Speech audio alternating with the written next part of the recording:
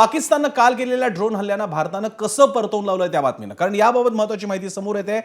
ISCCS long range LM CUAS SNS jammer, Gypsy jammer, ECGNSS jammers या सगळ्याचा वापर करून भारतानं अतिशय यशस्वीपणे पाकिस्तानचे हल्ले निष्फळ केलेले आहेत।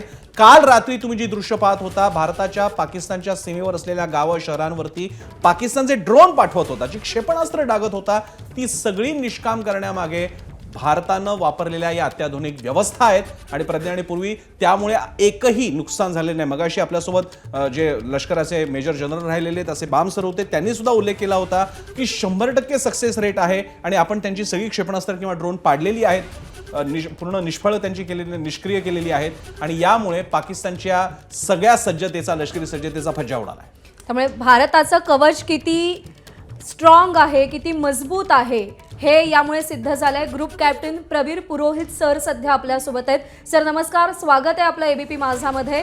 आणि सगळ्यात पहिला प्रश्न अर्थात हा की ज्या पद्धतीनं भारतानं पाकिस्तानचा प्रत्येक हल्ला परतवून लावलेला आहे, अगदी 100% यश भारताला मिळालेलं आहे, कशा पद्धतीनं ही रणनीती सगळी आखली गेली असावी? नमस्कार।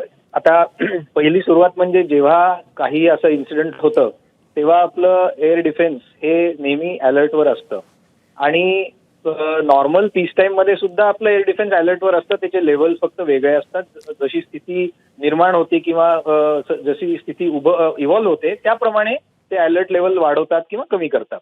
आता आपलं जे तुम्ही संदर्भ दिला IACCS integrated air command and control system, ही आपली बहुस्तरीय हवाई संरक्षण अशी ही व्यवस्था आहे। आणि मी परत शब्द घेतो, बहुस्तरीय हवाई संरक्षण म्हणजे मल्टी लेअर। त्यात तुम्हाला अर्ली वॉर्निंग रिसिव्हर्स असतं, सेन्सर बरोबर आहे, ते रिले करतात आपल्याला डेप्थच्या सेन्सरना। सगळं काही नेटवर्क आहे, आपण जे नेटवर्क सेंट्रिक वॉरफेअर म्हणतो ते। आणि प्रत्येक ठिकाणी ते इनपुट तो येत असतो। म्हणजे हा पूर्ण देशभरावर आहे। IACCS बाय द वे पूर्ण देशभर आहे, सगळं इंटिग्रेटेड आहे। त्याच्यात सिव्हिल रडार सुद्धा इंटिग्रेटेड आहेत आपले। आणि हे झाल्यावर जेव्हा आपण शोध लावतो की हा शत्रू आहे, हे हवाई जहाज किंवा हे ड्रोन हे आपलं नाहीये, कारण आपले जे असतात त्याचा प्लॅन आपल्याकडे असतो, आपल्याला माहिती असतं ते कुठे कुठून जात आहेत, काय करतायत। So then they are declared as होस्टाईल।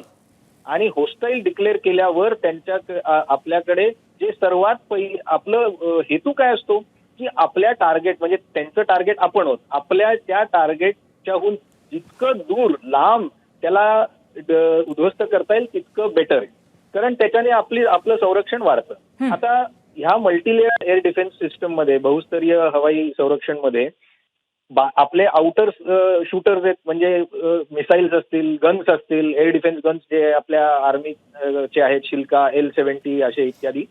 So नक्कीच प्रवीरजी, एकूणच आपल्या सगळ्या व्यवस्था किती इन प्लेस आहेत, किती रोबस्ट आहेत याची आपण माहिती दिली आपल्या प्रेक्षकांसाठी। धन्यवाद। आपल्यासोबत होते ग्रुप कॅप्टन प्रवीर पुरोहित।